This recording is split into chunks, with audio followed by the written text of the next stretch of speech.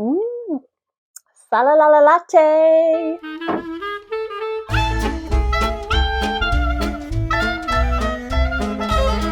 Hello and welcome to another video. My name is Heather and as always I'm reading with a vengeance and I hope you are as well. If you're an OG watcher, thank you so much for coming back. If you're new to my channel, very warm welcome to you. I'm so happy to have you all here and I hope you're all doing very well. If you like what you see here, please show me some love and give that like button a boop, and a subscribe would be wonderful. Okay guys, I gotta tell you, I have filmed a lot of videos in the past week or two, a lot of videos to try to prepare. Of course, for most people, this is a really busy season. So I thought, well, I would pre-record some videos, get them all edited, schedule them to publish every few days, and I'd be set for the rest of this season. You know, because there's a lot of videos that go on at this time of year. You have got your end of the year videos, you have your prep for the new year videos, you have your Christmas videos. And so I wanted to jump on all those trains and I recorded a bunch of videos. So if you find yourself in the next couple of weeks scrolling your YouTube feed and find yourself saying, this lady again, no worries. I'm kind of sick of myself. I'm going to be out there. You're going to see my face in the next couple of weeks. Apologies. But then all of that, all those pre-recordings I did before I realized, oh, I haven't even recorded my mid-month wrap-up. So that's what we're here to do today. Lucky you. Here's my face. Enough with the blather, Heather. Let's get on with the books. Yes, I'm here to talk to you today about the books that I've read in the first half of December. It's not been great. There were 2 books that I wish I'd DNF'd that ended up being 1 star. I had a couple of buddy reads that ended to no fault of anybody other than authors. Oh, that's harsh. Didn't end well. I'm not throwing any shade towards anybody, but I have to share my experience with buddy reads this month just didn't go well for anybody, really. While I have, I think, an interesting group of books to tell you about, I feel like you're not going to finish this video and run right out and buy the books I'm going to talk about. Apologies again. I'm sitting here looking at my notes and I have 1 4-star book to talk to you about today. And it's a novella. It's less than 100 pages. I'll save that till the end just so I can end on a positive note. And I'll talk about all the others in just random order. So the first book I'll talk about is Hide by Kiersten White. Now this is all over Booktube. A lot of people have talked about it. When this first came out and people were putting it on their TBRs, people were putting it on their list of books I'm super excited about, people were super excited about it, as was I. And then it just so happened that I read it after a lot of the reviews have come out, and a lot of the reviews that are out there, there's been a lot of disappointment with this book, which is a shame.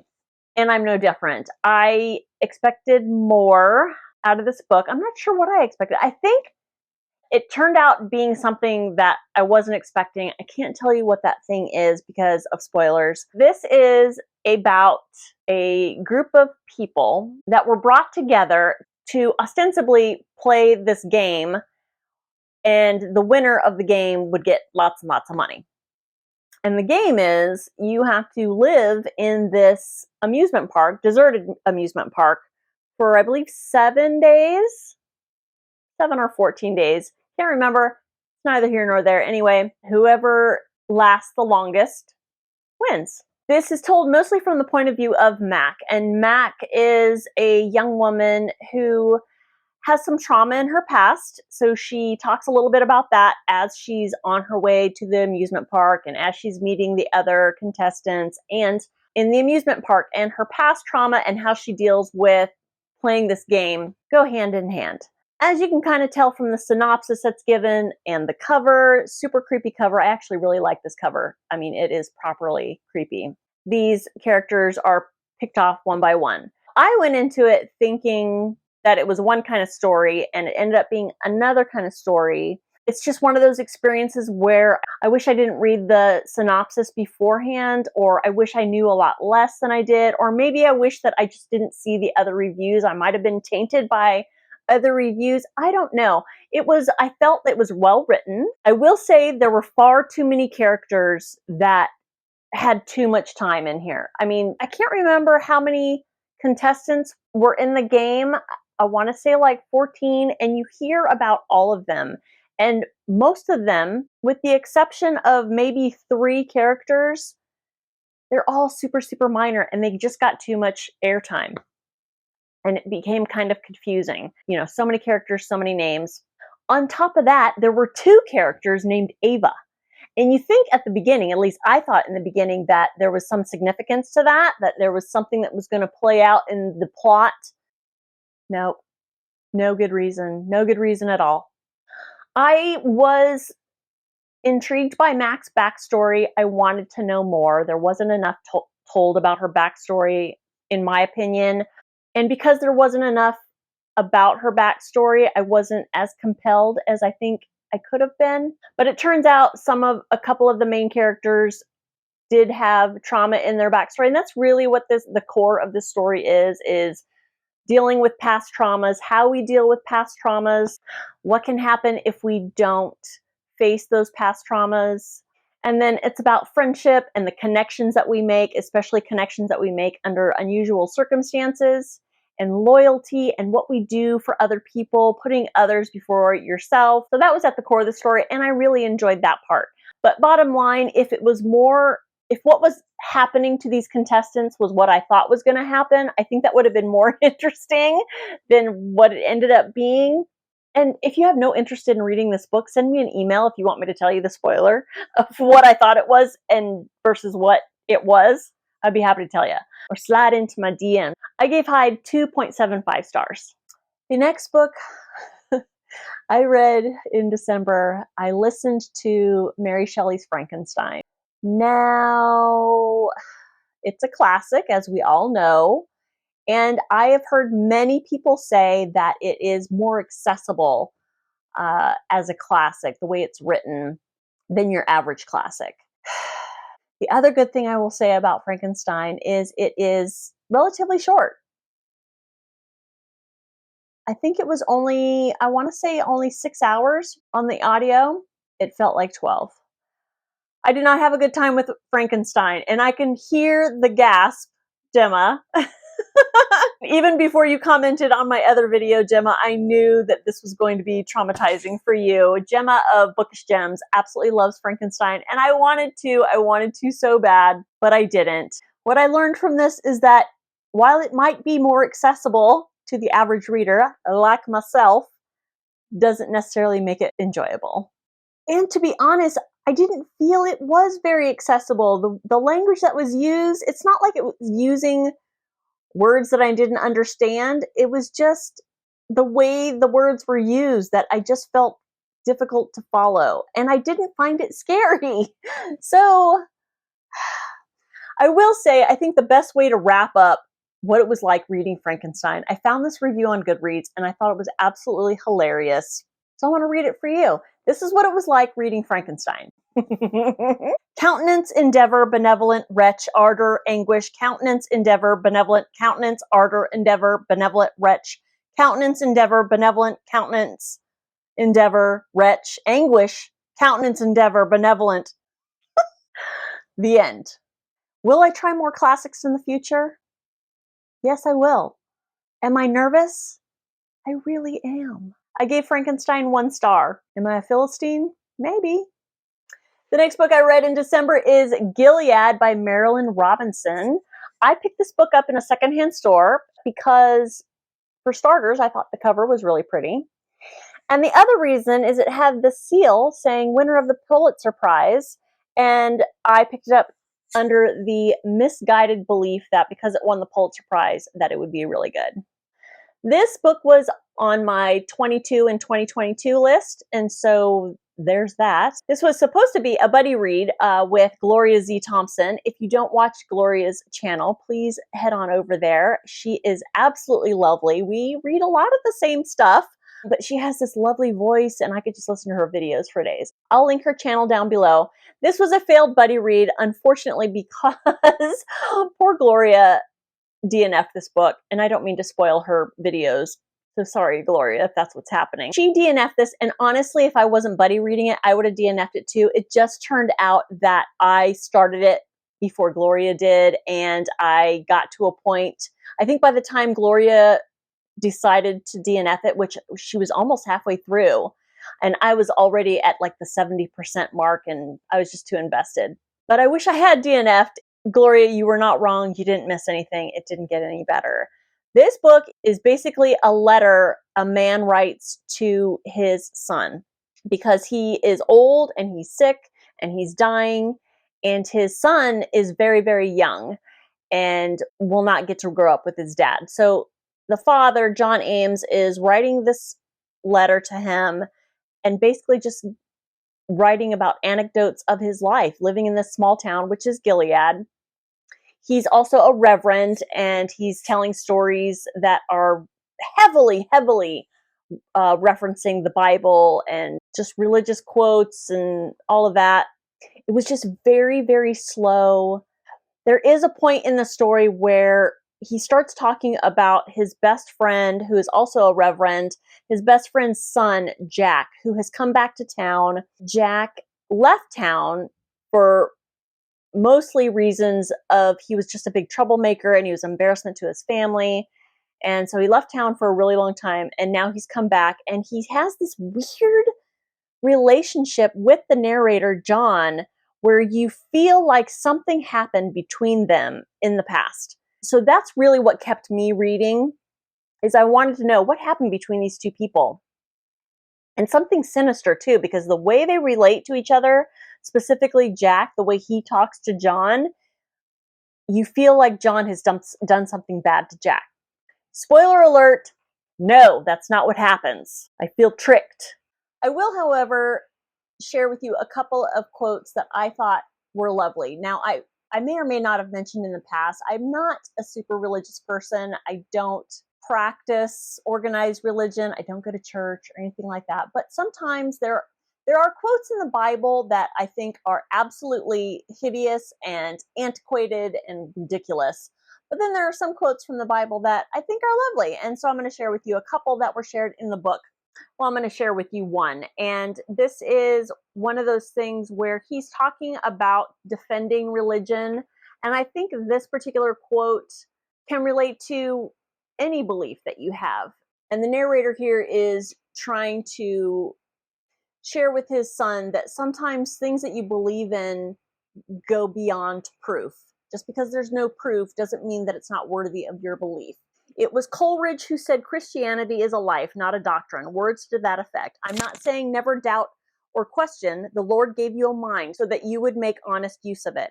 I'm saying you must be sure that the doubts and questions are your own, not, so to speak, the mustache and walking stick that happen to be the fashion of any particular moment. I thought that was lovely. And you know, this book is chock-a-block full of lovely sentences. It's beautifully written. Marilynne Robinson knows how to link up some words really, really nicely and beautifully, but there's no plot here. The only interesting character in this book is Jack, and the book strings you along thinking that you're going to learn more about him, and you never do. Now, this is one thing we learned about this book. Both Gloria and I were just shocked about this. This is the first in a series. There's 4 books in this series. Each one of them takes from a different point of view, and the 4th in the series does come from Jack's perspective. But after my experience with Gilead, I have absolutely no interest in reading any of the other books. This was just boring. I gave this a 1 star, and that's by the skin of its teeth. It should have been a DNF. And even though this was a failed buddy read with Gloria, I really had a good time chatting with her about it. I look forward to finding a decent book in the new year so that we can have a proper buddy read. Since we're on the subject of buddy reads, the next book I read in the month of December is Incendiary by Cleave. Now, I picked this up because I read Cleave's Little Bee, and I absolutely loved it. It's been many, many years since I read it, but I really enjoyed it. And then I believe I read Gold. I think Gold is also by Cleave, and I enjoyed that as well. So I knew that I wanted to read Incendiary, not only because I loved Little Bee so much, but because they made a movie out of this one, and I always like to read the book before I see the movie. I was buddy reading this with the lovely Gem over at Gemma Books. Jim did not have a good experience with this. And actually, to be fair, when I started this book, I was not really enjoying it either. But Jim had a little less patience than I did. She DNF'd, and again, I'm hoping I'm not spoiling anybody's wrap-up videos. Another failed buddy read. Bless her little heart, Jim sent me a message, just an audio message, pleading with me, begging for forgiveness because she absolutely could not go any further with this book, and she did not get very far. She felt so bad, and I'm not going to inflict a book that someone wants to DNF on somebody. So I absolutely had no problem saying, forget it, DNF it. So we will be finding another book to buddy read in the new year. But I did finish this one because I was interested in the story. The writing, I don't remember if the writing was similar in Little B, because it's been so long since I read it, but the writing in this, I did not like the writing style, I would say, the format of the book. This is another letter.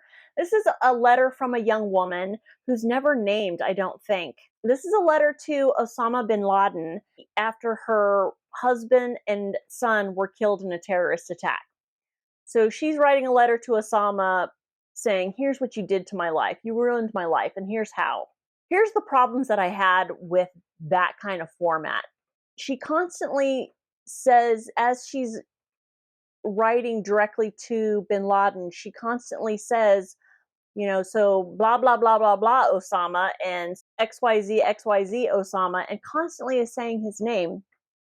And it's not necessary. It's almost like the author doesn't want the reader to forget who the narrator is talking to. And honestly, from the very first page, you don't forget, because what happened to her husband and son is horrifying and tragic, and you don't forget. She also refers to other characters in the book throughout this story by first and last name repeatedly. The only way she refers to them is with their first and last name. I thought that was unnecessary and weird. And I know that this is written in the way that the narrator talks, so the grammar isn't always there, but I thought, for instance, throughout this whole thing, instead of should have or could have or would have, it was should of, could of, would of. And that made my butt twitch no end. There are also no quotation marks, which the story has to be decent for me to be able to tolerate that. I don't like that, but it's not a deal breaker for me. Also didn't have commas. The only place she had commas was after a quote, where they're supposed to be. But where commas are in the regular grammar of a sentence, there weren't, and that bothered me. So they were like run-on sentences. That's hard. But besides the writing style and the format, I liked what the story was. And basically, this book was published in 2005, so not too long after 9/11. And a lot of people I read in reviews on Goodreads, they had a problem with that. They feel like Chris Cleave kind of stole a story and wrote about 9/11 without writing about 9/11. Because what happens in here is that there's a terrorist attack at a soccer match, football if you're in the UK, and it was a terrorist attack on such a large scale that it affected London on the whole. So a lot of people took issue with Cleave writing about 9/11 without really writing about 9/11. I didn't. I like when people take a very, very well-known event and write different stories about it. There's different perspective, and I appreciated this one because you're inside this woman's head and what she's going through and how her life is literally destroyed because of this event and because of the loss of her husband and son. You see how she relates to other people and the very, very poor decisions that she makes, which at first really bothered me. But when you step back to realize that these are the decisions made by this woman who is really suffering from post-traumatic stress and depression, you know, on top of the post-traumatic stress that we all suffer after a terrorist attack, but to be so directly and significantly affected by it, I kind of gave her a pass for some of the decisions that she made. They were weird, but what I determined was that she no longer had a husband to take care of. She no longer had a young son to take care of. And how her trauma manifested itself was that she became a caretaker for everybody, regardless of how these people treated her. And I liked Chris Cleave's examination of that. I liked that particular treatment of post-trauma behavior. Would I recommend this book? I absolutely would. You will have to overlook, the grammar stuff that I mentioned and the format of the book. This would have gotten 4 stars if it wasn't for the issues that I mentioned. I gave Incendiary 3 stars. Next book I read in the first half of December is the Brave New World graphic novel. This is, of course, based on Aldous Huxley's novel, and it was adapted to this graphic novel by Fordham. It's got a beautiful cover. It was just put out this year, and I was super excited. I saw this at the library, and I'm like, what? Because Brave New World is one of the few classics that I've read, and I read it years and years and years ago, but I loved it. I absolutely loved Brave New World. So I grabbed this off the library shelf with a quickness, and I was super excited about it. Now, as it says on the tin, aesthetically reimagined adaptation. Reimagined. So I wasn't tricked. I just wasn't paying enough attention to detail as I should have, because this was nothing like the book.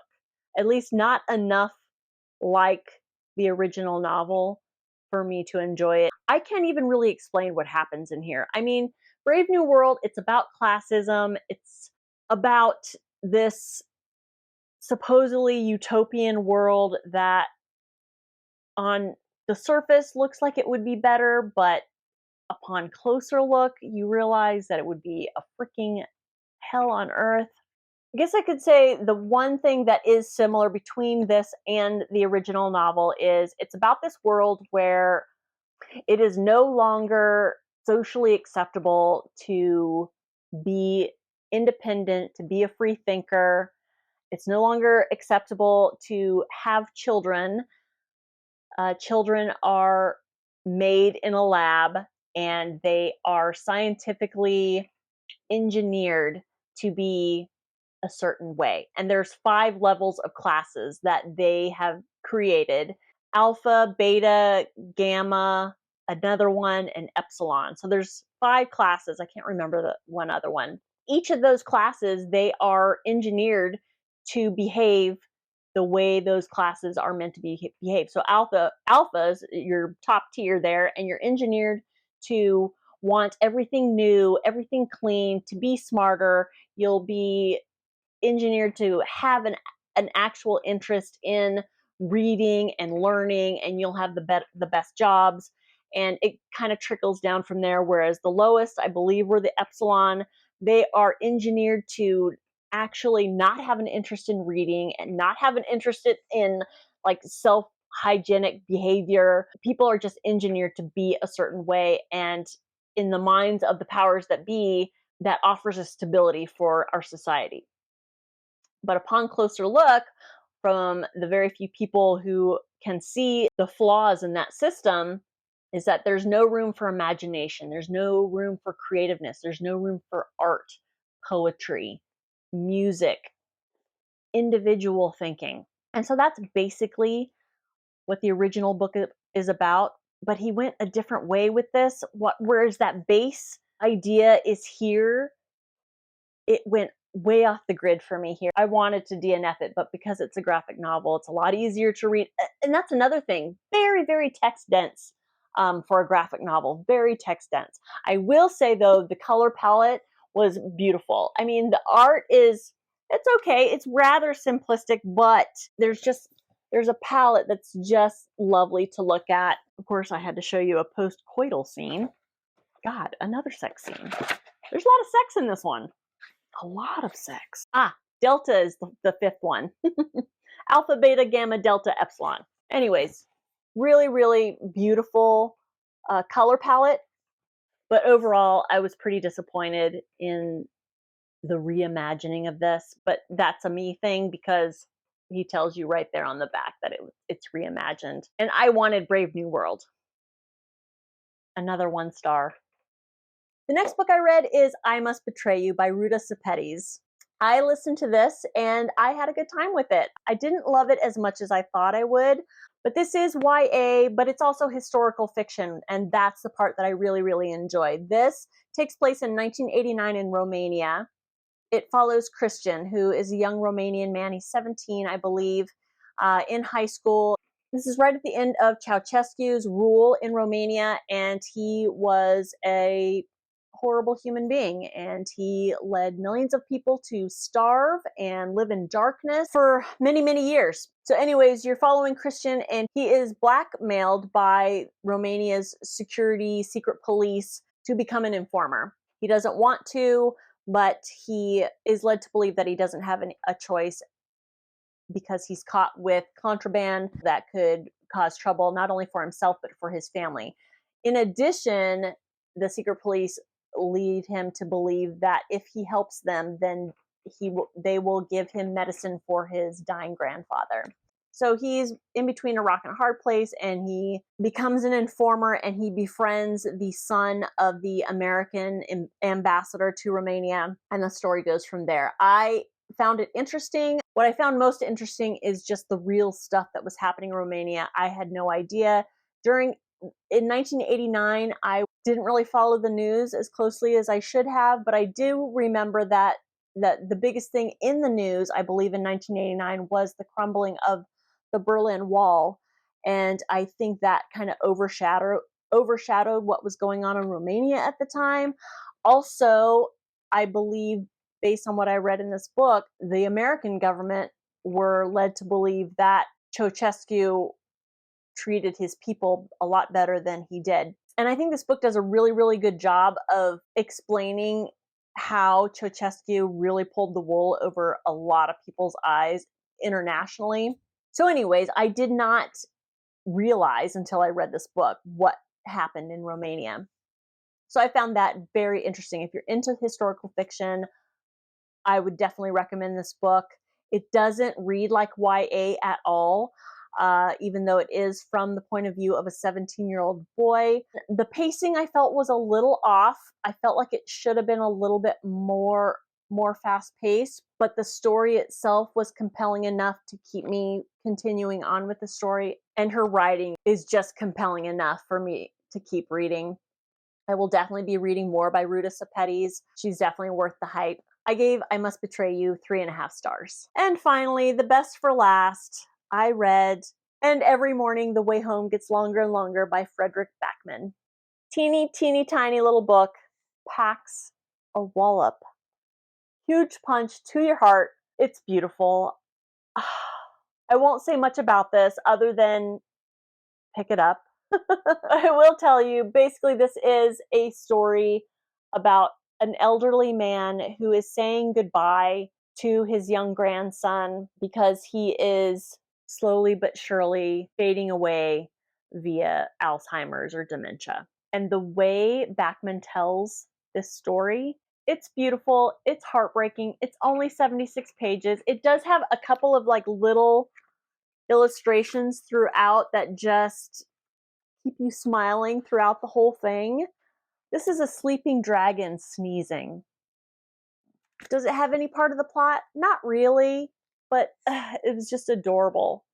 And I feel like saying it's adorable and sweet is kind of undermining the punch that it packs as far as what it must be like to lose your mind, literally. Alzheimer's and dementia is just a heartbreaking way to go for not only the person who's dealing with it, but for everybody around them.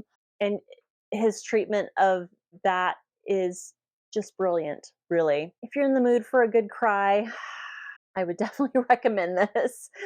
I gave this one 4 stars. That is it. Those are the books that I read in the first half of December. How is everybody else's reading going? I would love to hear. Please feel free to comment down in the doodly-doo, or you can just say hello. Have you read any of these books? I would also love to hear your thoughts. Any books that you want me to know about? I'm always up for a good recommendation. As always, thank you so much for watching, and I will see you next time. Bye-bye.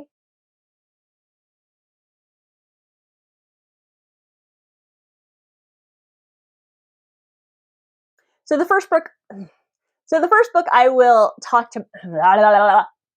This is right at the end of Ceausescu's. This is right at the end of Ceausescu, and every morning the way home gets longer and longer by Fred.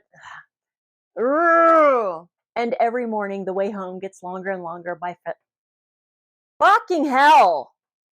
And every morning the way home gets longer and longer